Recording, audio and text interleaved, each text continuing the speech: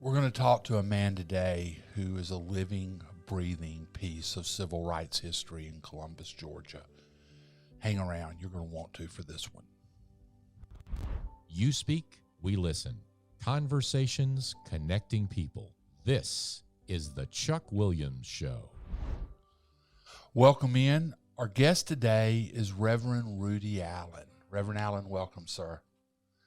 How you doing? Glad to be here. Doing fine. You're 85 years old, right? But I'm sitting here 6 feet from you, and you don't look 85 to me. How you feel? So you're feeling good? Feeling fine. Still hitting the little white ball around the golf course? Every chance I get. Weather permits. Yeah, a little cold out there today. You've been a pastor in Columbus for how long? I pastored in Columbus for over 50 years. About 50, 60 years. 60 years now. What was your church? I have pastored 4 churches in Columbus. What was the most recent The one? first church. Okay, go ahead. Go ahead. The first church was Macedonia Baptist Church. It's located on Casita Road now.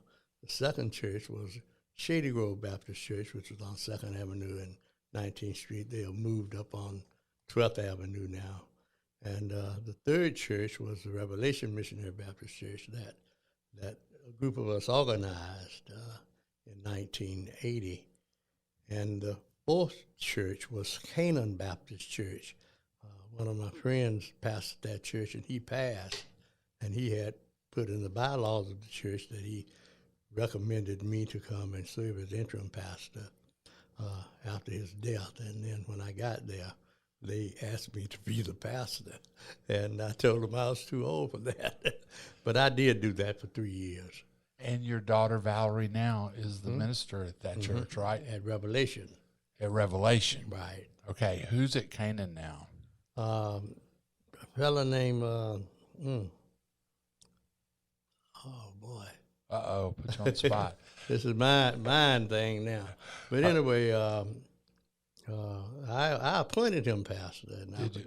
Yeah, but he's from Oklahoma. We had met, and I asked him to come down and do a couple of things prior to him becoming pastor. And I appointed him Pastor Harris.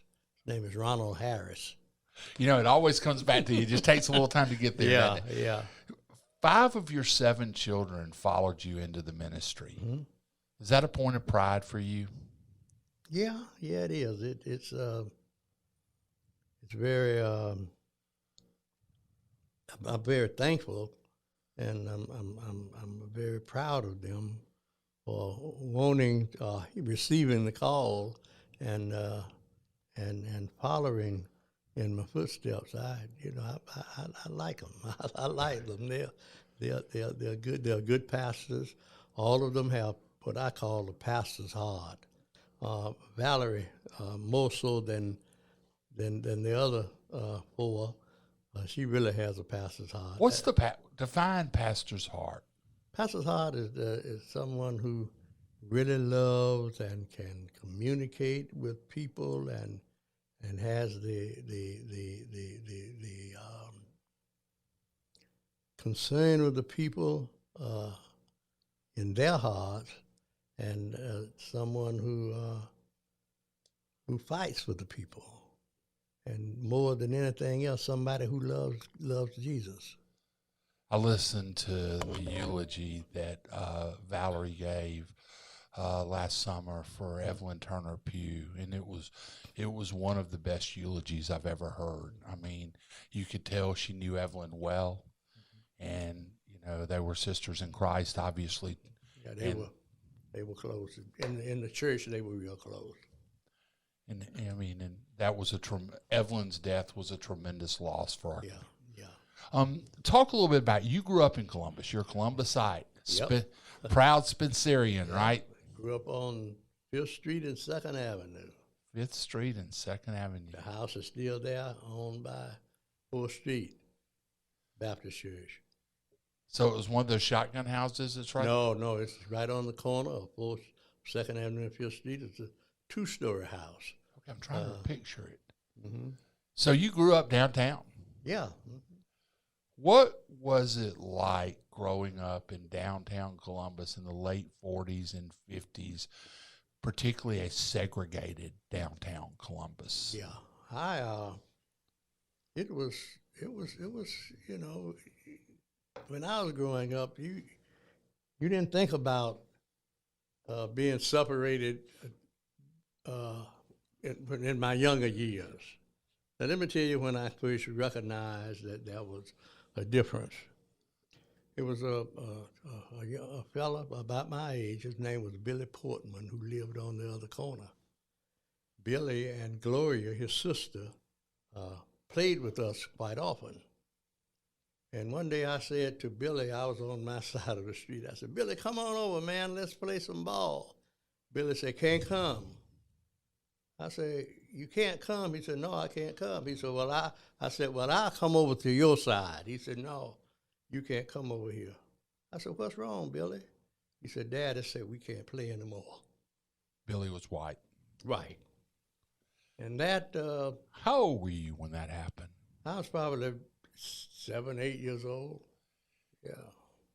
Made no sense to a 7-year-old kid, right? No, it didn't make any sense at all. And I wondered for a few years what was happening, and then I began to understand what segregation really was.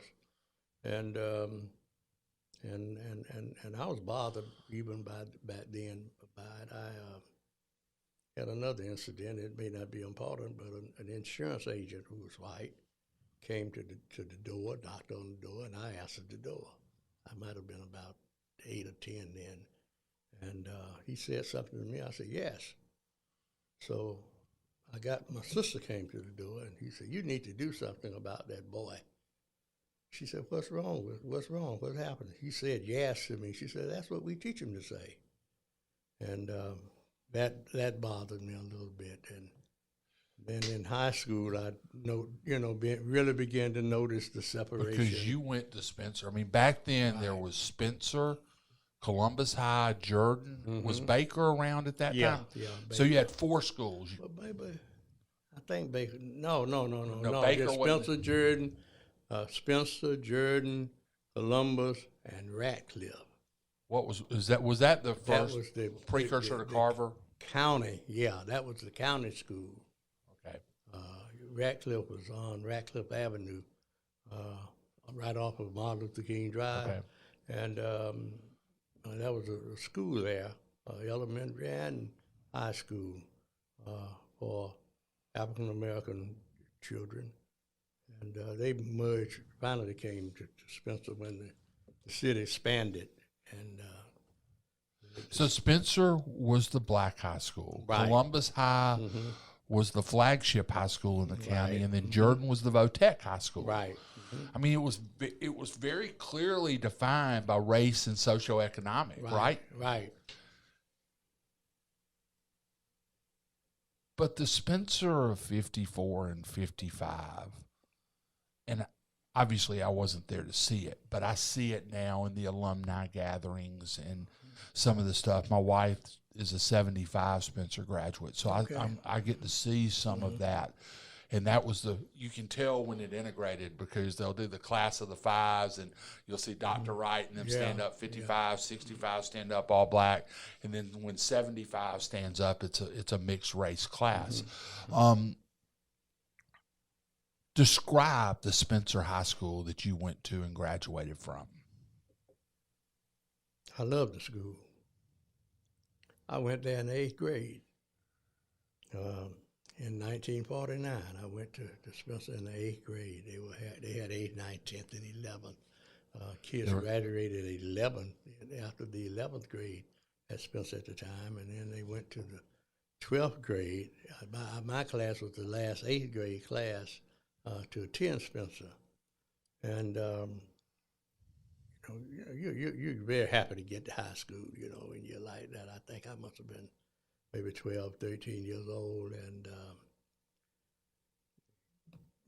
meeting new people. And it was truly a community, wasn't it? Right, it was a community. It was. We cared about each other. We didn't have a whole lot of problems in school at that time. When I say problems, I meant between each other, the fights and that kind of thing. But we had good time. I was in the band. I was too little to play football or anything else. What instrument do you play? I played clarinet. You want to know why? Why? I do want to know why. I played clarinet because I noticed before I got in the band, all the fellas with the big instruments, their girlfriends were walking, away from them because of the instruments. And I said, I want to have an instrument that I could hold in one hand and my honey in the other. So I chose clarinet. You were a pretty smart kid back then, weren't you? I was always smart about the girls. And that was the thing you see now. You see these Spencer alumni associations, the people that came out of Spencer in your era and just beyond that are very active in supporting the school now, supporting the students, the administration there. Is it because they love Spencer? I think it is. I think that they want to see Spencer to continue to thrive, to continue to excel, in every area of education, and even in the sports program. We want to see we want to have the best, and that's part of the reason. And another thing, you become attached when you were back in the days of segregation. You became attached to the institutions that molded you, that educated you. The church, the playground. I grew up not far from BTW, and my hangout was the playground out at BTW.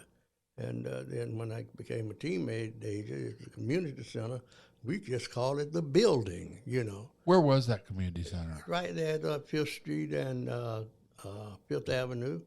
There's a building right there at BTW, right? And then the playground, if 5th Avenue ended there, the street ended there, and then a couple of blocks over, it continued. But you not dead end, but you went there, you had to turn right or left.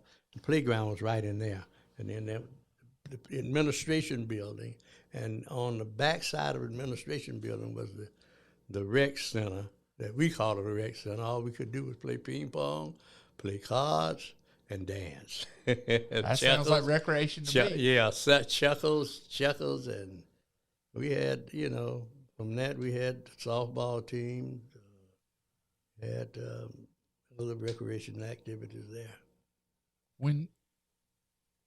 When you see the brand new Spencer High School, it's a few years old, but you see that new Spencer High School, what do you see when you see what arguably could be the finest school in the county? Yeah, I see that. I haven't really, thought about what I see there. I guess I see the city, the school board, whomever, trying to catch up. Catch up from what? Catch up from being placed at the bottom of the totem pole. When I went to school, all of my books had either Jordan or Columbus in them. So they were hand-me-downs. They were hand-me-downs. Everything seemed to have been hand-me-down, when I was at Spencer. And we noticed that, I didn't like it. And I think that's why I say catching up. The other school, my class was the first graduating class from the school on Shepherd Drive. We were proud of that, but it still wasn't what we thought it should have been. And that was in 1954 was when the Supreme Court, that was my graduating year, when the Supreme Court. That was Roe versus. Yeah, Roe. Not Roe. No. Whoa! I just went Brown versus Board. Brown versus Board of Education. Roe was right. another. Sorry. That was abortion. Right. Brown versus Board of Yeah, Education. Brown versus Board of Education. That's when the Supreme Court ruled on that in favor of Brown. And we became excited. And the reason most of us became excited because we felt that we could go to Columbus or Jordan and be equal to, because we knew we were getting good education. Now, one thing about Spencer, we had good teachers who cared about us. I mean, really cared about us to the point that they would, if you got into trouble, or if you did some things that you shouldn't be doing or didn't do your lesson, they would go to your parents. They would go to your parents' house and talk to them about. Were your parents involved at that time? Yeah. But Spencer also had an incredibly proud athletic history. Sure, yeah. Some of the best athletes. That's right. I mean, guys that played in the NFL. Yeah, in fact, one year we went unbeaten, untied, and unscored upon. But you didn't play Columbus or Jordan, right? Yes, we did, too. You did? We played them on the side of Memorial Stadium. Are you kidding? Side. No, sir, I've I'm not never kidding. heard that story. We played them on the side of Memorial Stadium. I know one time. You weren't supposed to play them. No, but somehow they, I don't know who got it together. I know the kids got it together, but that happened now. I don't know whether it was Jordan or whether it was Columbus High. But we played one of them and beat them to death. I was down at the boys' club. We had a boys' club down there at the time, and a little white house across from Memorial, right up against the fairground fence. So that would have been 53, 54? Or before? Maybe from 52. Wow. Maybe 52, 53. I have never, I'm a former sports editor here. Yeah. I've never heard that story. That happened right there. I don't think it happened often. The Columbus Ledger and Enquirer didn't cover no, it. they didn't nobody. They wouldn't have written about it anyway, probably. Because you can go back and look at those old newspapers from the 50s, and you see the Columbus write-ups, you see the Jordan write-ups. You don't see much from Spencer. No. Or you don't see much from South Girard. Yeah. You see Central, but you don't see South Girard. Do you think a lot of the history of that era is lost because it didn't get properly documented? Basically, and I think it was systematic. I really do. Organized segregation, I call it. That was part of the racist South, not publishing what black folk were doing, not keeping an accurate history, of our accomplishments. I mean, the most famous person in Columbus, outside of Columbus, was probably Ma Rainey, right? Mm-hmm. I mean, blues singer, in Chicago, Detroit, she went up north, her records. So, but, in Columbus, she lived right there off Fifth Avenue. Yeah, I know. That was one of my best friend's aunts. Ma Rainey was? Yeah. Do you remember her? Did you ever meet her? I don't. I might have met her, but I don't remember. I might have been, but I know we went in the house several times, and he would tell me, this is where my aunt lives. Gertrude Ma Rainey. Mm-hmm. Did he tell you what his aunt did?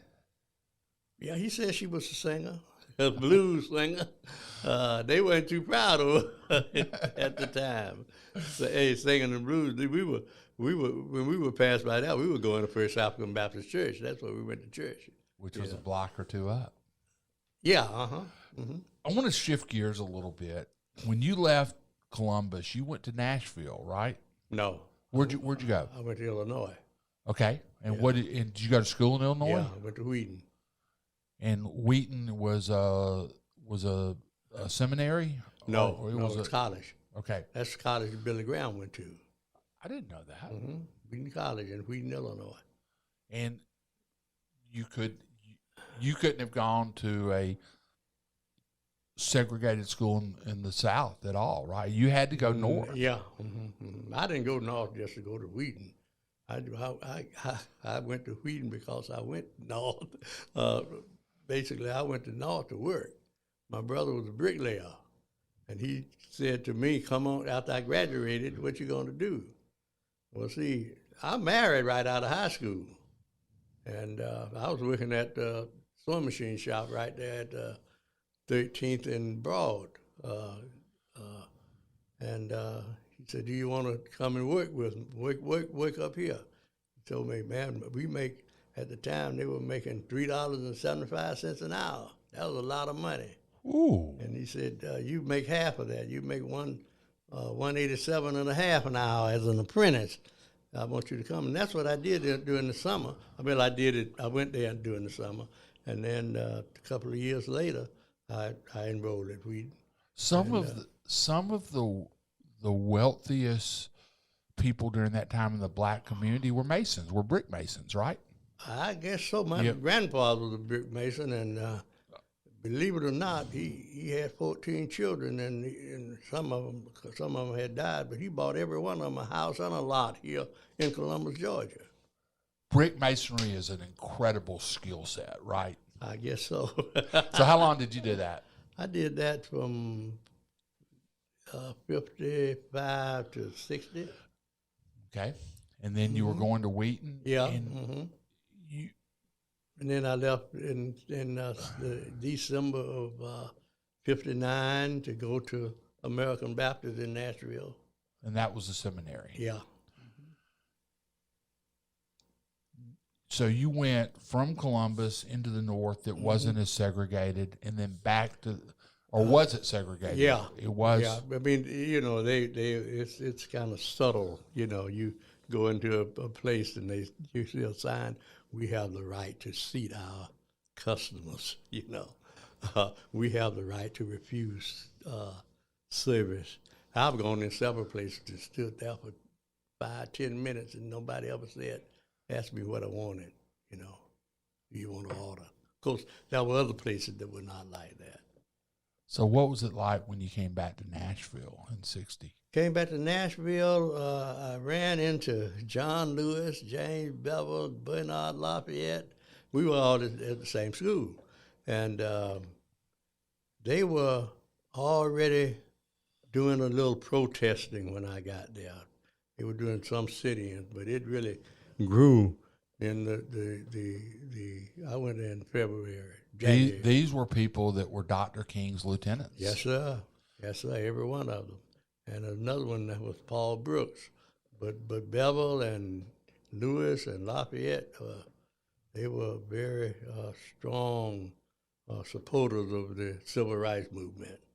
What was the very young? active. I mean, John Lewis obviously died a year ago. Yeah. An American icon. I mean, out of Brundage, Pike County, Alabama. What was John Lewis like as a 20? Yeah. As a seminarian? John was delightful but very serious. Very concerned about the plight of black folk. Very concerned about the nation. John was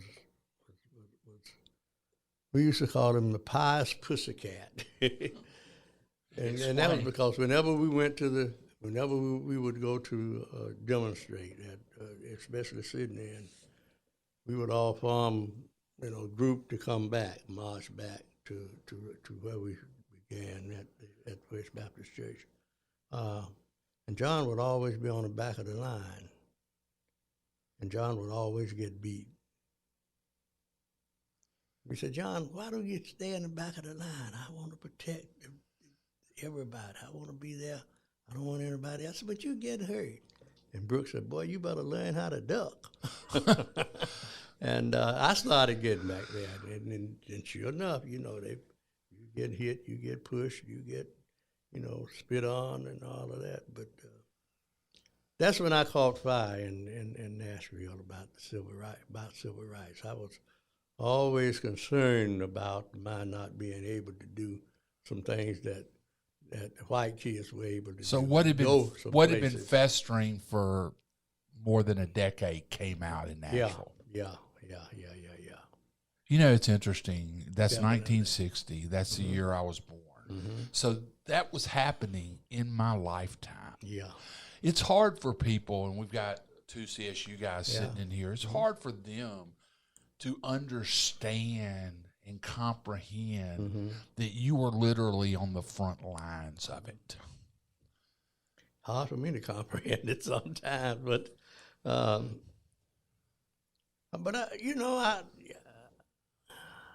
wrote my mother a letter sitting in Woolworth. And I was explaining to her why I was there.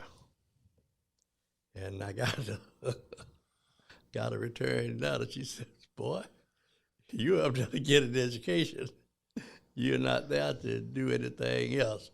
And we could begin to communicate. And she began to understand. And she knew already, that about segregation, about our inability to. Do you think you were the generation, you look at the John Lewises, and your parents obviously tolerated it. They did the best they could in a lot of situations.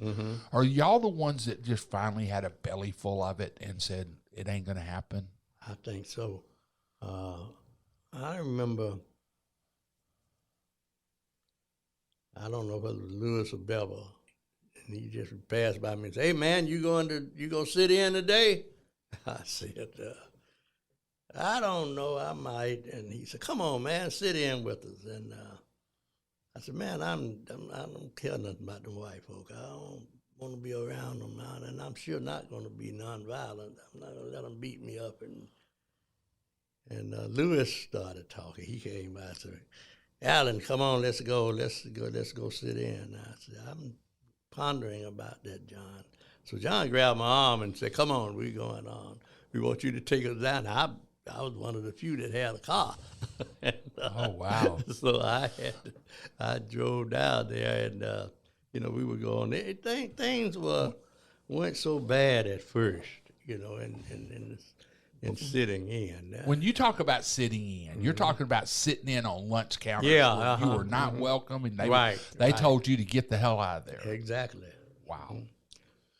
But What was that like to sit at a lunch counter at Woolworth or a lunch counter at somewhere in downtown Nashville where you weren't welcome, and all of a sudden there's this confrontation? It wasn't a whole lot of confrontation in terms of physical confrontation. They would curse. They would, call you a blackbird, whatever. And that was basically the way it was at first. And then later on, it got kind of rough. They started putting cigarettes out on our backs. And we went to... That's physical. Yeah, they got physical. We went to, what's the name? Crystal. The hamburger place? Yeah, the hamburger place. I think it's based in Chattanooga. It is. It is. Yeah.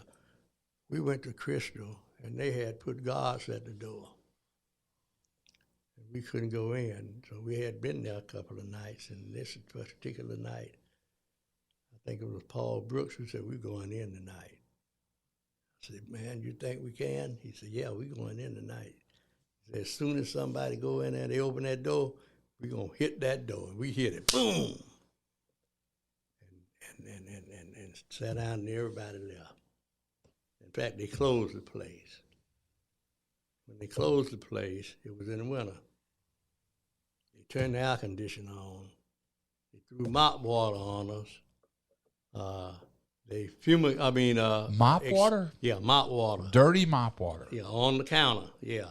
Then they exterminated the place. They had an automatic place. They sprayed for bugs or whatever. They turned that on. And then we looked out of the window, and there were some white guys out there that looked like they had knives like machetes. They weren't quite that big. But you're talking about glad to go to jail? We were glad to go to jail that night. You'd rather do that than have walked out of that parking lot. Yes, sir. We were ready for the police to come. How many times did you go to jail? 3 times, 2 in Nashville, once here. What'd you go to jail for here? The bus, riding on the front of the seat of the bus. What year would that have been? 1961. So you came out of Nashville and you came back home with that same spirit. I came back home. I was getting ready to go on the Freedom Ride. The bus had been burned in Anniston, Yep. Anniston, Alabama. And we were forming another group to ride the bus in sympathy for them, and then to continue what they started. And when it was time for me to get on the bus, I said, I don't think I'm going. I'm going home and get something started. And that's when I came to Columbus and got some college students. And we got together, discussed what we were going to do. And we discovered that somebody had talked to the city about integrating the buses. And we discovered that the city didn't own the bus line. Who owned the bus? Roy Martin. The movie theater guy? Yes, sir. Wow. I didn't know that. Roy Martin owned that. And I had a chance to talk to him in Nashville. He had 3 theaters in Nashville. And Martin Theaters littered the South. But all Roy was interested in was money. After we rode the bus and put it in jail, then we rode it again because, the people, some of the black adults were saying, well, we got a case. And I said, man, it'll take you 10 years to get this case to the Supreme Court. We're going to ride this bus again. We're going to get this done here. All we want you to do is do what you need to do in terms of our arrest and, seeing that we treated right and then getting us out of jail if we want to get out of jail. Does the 85-year-old Rudy Allen look back at this and go, man, I was a pioneer. I was there. Why? I mean, it would seem natural to do that, Reverend Allen. Yeah, I don't know. I don't even think about that too much anymore. I don't think about those events.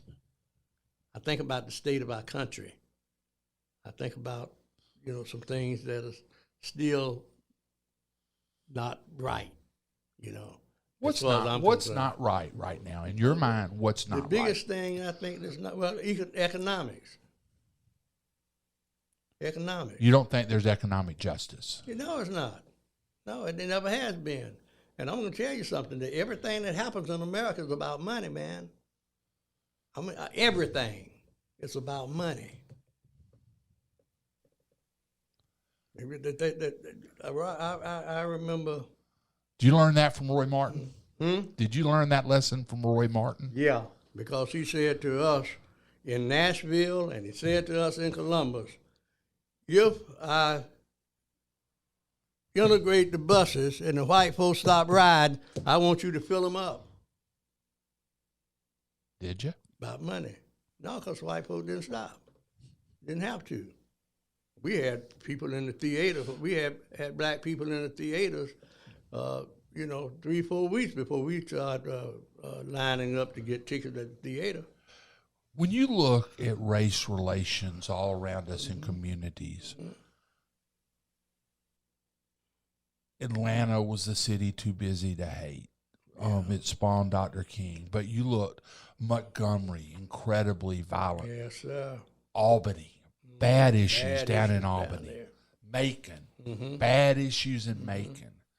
Columbus never reached that point, or at least history tells us it didn't. I mean, you may have a different view. No, it didn't reach that point. Why? Number one, Fort Benning. Was that our buffer to racism? Or was that our buffer from a worse situation? I'll ask it that way. Yeah, because they didn't want, Fort Benning was the heart of Columbus, and economically, all of the soldiers there, and they, and spending money here, living here, buying here, and I don't know whether somebody whispered to somebody downtown or not, but I think they said, we aren't tolerating this. We aren't going to tolerate it. And then we had good conversation here in Columbus.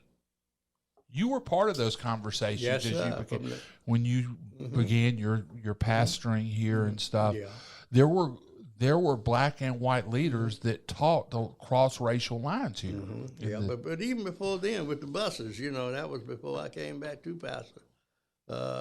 We were we were talking, 'cause right after the bus is integrated, the lunch counter's integrated, and the theater's integrated. And we were talking. I went to the first person. Well, we had a little test where we sent the black couple and the white couple to theater, see how it was going. It went well. I went with Dr. Flowers and his wife, and me and my wife went to Georgia, I think. The Georgia Theater? Yeah, down on Broad? Alto or Bradley, one or the other. But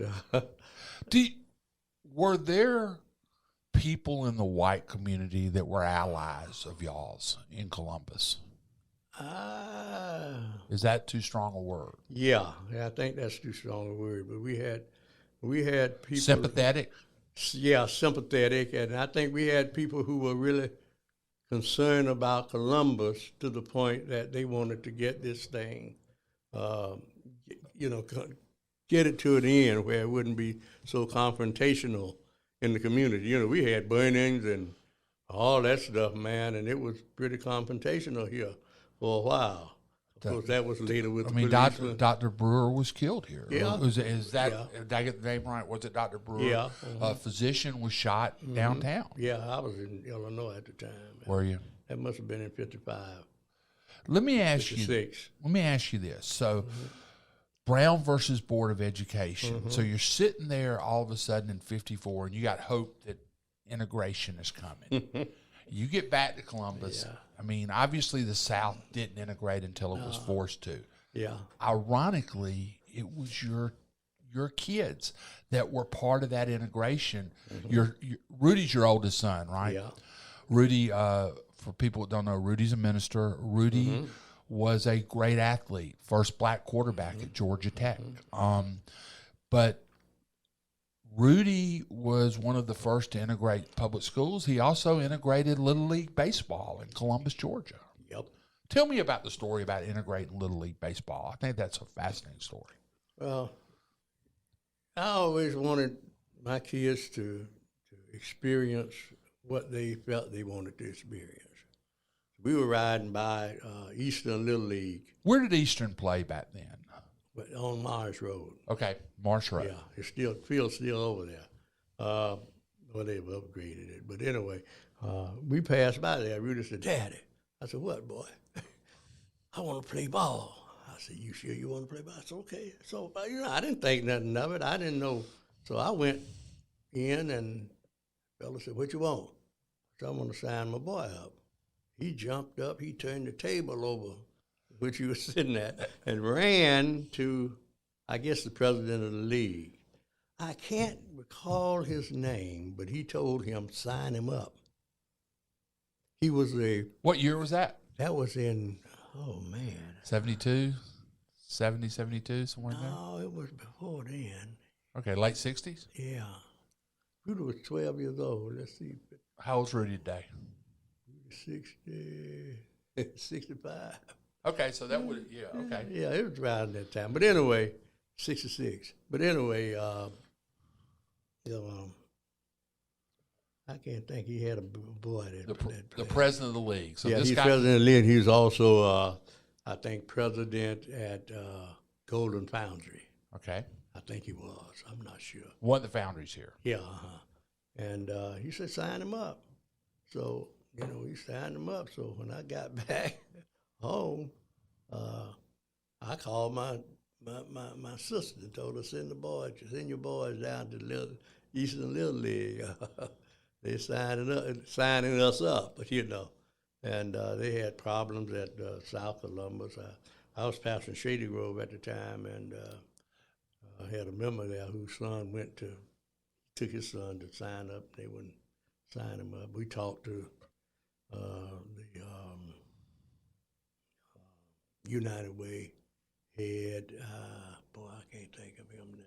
But anyway, he's a lawyer. But anyway, we. So who picked Rudy? What coach? Believe it or not, it was fellow wrote for the Ledger. Paul Cox? Paul Cox. Paul Cox had a son that played on the team.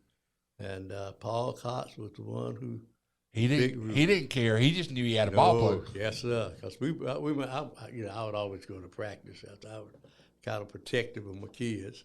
I didn't want nobody jumping on them or anything. So I'd go to practice, and one guy was standing next to me, one of the parents, and I saw he hit a ball out of the outfield to Rudy. Rudy called it. He said, and the fella said, "He good, isn't it?" And Paul said, "Real good."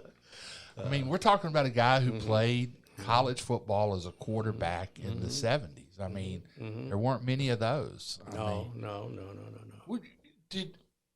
Let me ask you this, and I think you're perfectly positioned to answer this. Through the course of segregation, athletics has played an incredible role in it. I mean, you look at what Jackie Robinson did. Why were athletics at the forefront of integration in many places? Money. Goes back to that, doesn't it? Goes back to money. Yeah. Explain.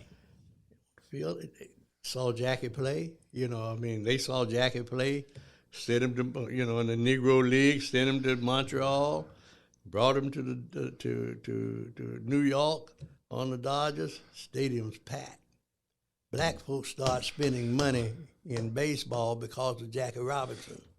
Black folks start going to NFL games and NBA games because of Jim Brown. Of money. Because of black athletes. Money. They found out that our money was just as green as theirs. Did you ever see Henry Aaron when he came through the South Atlantic? I went down to Golden Park. I saw him play several times. And the strange thing about it, Henry Aaron had to live in a room right up the street from me. Wouldn't let him live in the hotel. He and Felix Mantilla, it was three of them. Felix Mantilla. And Horace Garner. Horace Garner was the enforcer, right? Yeah. He was the boy that joker could throw a ball from home plate across the center field fence. But, when you saw Aaron before he became arguably, in my mind, the greatest baseball player of all time. What kind of pride was it to sit in the stands at Golden Park in 1954 and watch this black guy from Mobile play baseball, not even realizing you're watching who was going to be one of the best? We knew he was going to be a great ball player because he was tearing that thing up. He was getting that ball down here and in Jacksonville. But we were segregated at Golden Park. We had to sit. Where did the blacks sit at Golden Park? On the left field line. The left field line. We would fill it up. They finally gave us a little space in the grandstand after we started filling up the other little bleacher section. Money. Yeah, money. We filled it up. We could go forever on this. Yeah, we could. Oh man, God, you're just such a valuable piece of history, sir.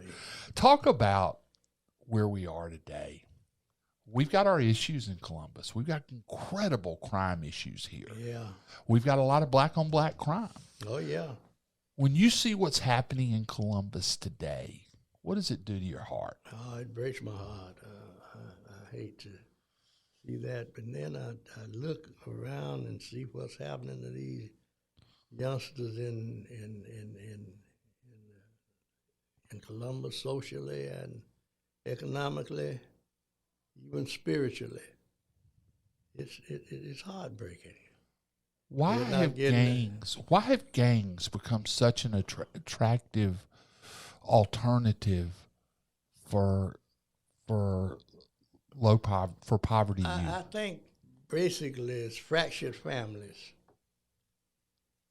A lot of kids don't have fathers in the home, and then and that's a real problem. A woman can't raise a boy. It's hard for a woman to raise. Some people will hear that and think that's a sexist statement. No, it's not a sexist statement. It's not. It's just ladies are not equipped. Have never been equipped to raise sons. Do you think boys need male role models? Yes, sir. Terribly bad. They need role models. and it's hard to get them to understand that now. Sometimes I think we when we try to reach them, we wait too late. We don't reach them. They're gone by the time. Yeah, you they're get gone. They're gone.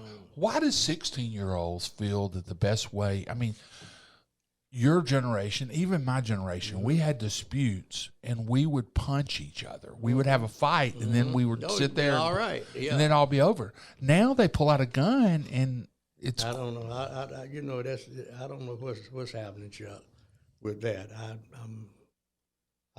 just don't know. I ponder about it. I pray about it. I worry about it. I talk about it. I try to get in our church. We had mentors and all of that, trying to reach some kids we just couldn't reach. I don't know why. But they felt, I guess, a part of something in the game. Do you think that's money too? Because they can go sell, they can sell drugs or or sell a stolen firearm. Yeah. They can't. Some of them can't get jobs anywhere else. Some of them are undereducated, undertrained. Nothing is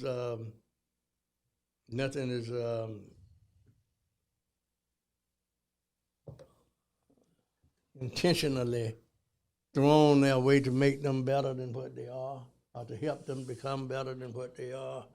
It's just, and so they get in the game, they join the game, and whatever the leader of the game tells them to do, that's what they do. That's all the drive-by is. All the drive-by is that's initiation. You got to kill somebody. You got to shoot somebody. That's what's happening now, but most of it is drug-related.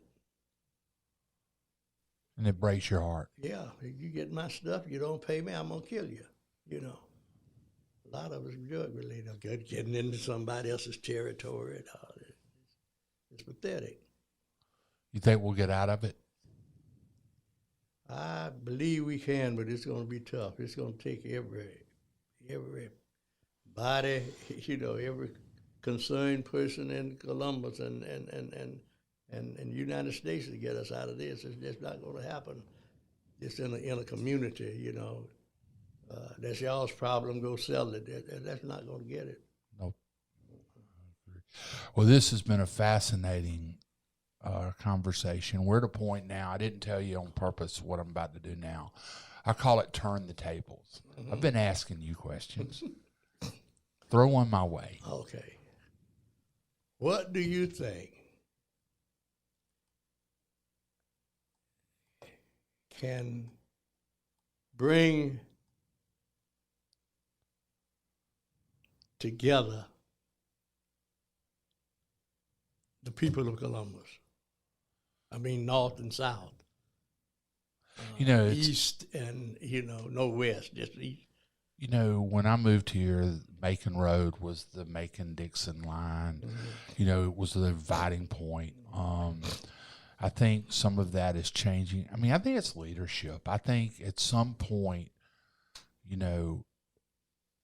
some of the crime, and I cover a lot of crime right now, way more than I want to, have been impacted recently by some of the crime stories.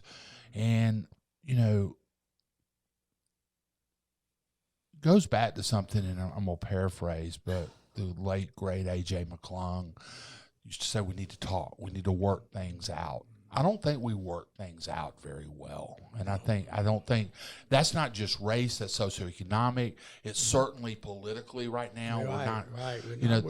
We're not working things out. And I think, I don't know when compromise became a dirty word. I mean, a lot of what you were doing in the civil rights movement was compromise. Exactly. You were forcing people that wanted to keep you segregated to compromise. And you did.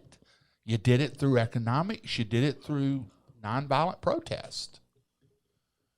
You agree with what I just said? Do you agree with me? Sure. I think we need more people trying to understand the people that aren't like them on both sides.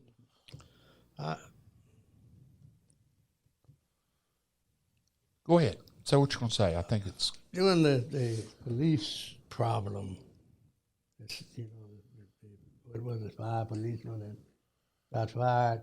Yep. We had a group that met. Some of the big hitters in Columbus. Bill Turner was the Chamber of Commerce was very instrumental in getting. In fact, I named every white person on that committee. Bill wanted me to agree to one person. I said, no, we can't have him now. So you helped pick them. Yeah. But so Bill said, well, who do you want? So I named them. And I don't know how we got them now. But it was A.J. McClung and Margaret Belcher, myself, Flakes, Sidney Battle, Sherry Luck. You don't remember that name, do you? I don't. She was representing the Black Panther Party. Whoa. Yeah, she didn't come to one meeting. Oh, man. She was the one that confronted Bill Turner and talked about those shacks you got black folks living in down in Omaha, Georgia. What you gonna do about it? He did something too, didn't he? Oh yeah, he tried to. He still got the farm down there, though. Yep. Well, you struck a chord there, Chuck. It has to be a concerted effort by people who can get things done to come get people together. I think that's one of the problems. Most of us, those of us who can get things done, won't come together. Like the Republicans and the Democrats. We're a long ways apart right now. We are. If somebody's getting ready to cover politics, I couldn't agree more. Well, we're at a point now where we need to end this, and golly, okay. I mean, that we could talk. I could literally talk to you for hours. Oh man, you're a fascinating piece of history. Well, you can listen to the Chuck Williams Show and watch it on WRBL.com Tuesday nights from 7 to 8. You also can catch it on Apple, Spotify, and iHeart on the podcast sides. And social media, obviously, we are very active on social media. You can get me on Twitter at Chuck Williams. You can get me on Facebook, Chuck Williams, WRBL. And then on Instagram, Chuck Williams 0999. I want to say this was a Black History Month program. Nah, I mean, forget that. This is a History Month program. Reverend Rudy Allen was there. He's 85 years old, and even though he looks like it now, he's probably not going to be with us forever. And, to sit down and have these conversations are so incredibly valuable to understand it. Reverend Allen, thank you for being here, sir. Thanks for asking me to come, Chuck. Hey, you're a treasure. You've been listening to The Chuck Williams Show. We'll be back next week with another guest.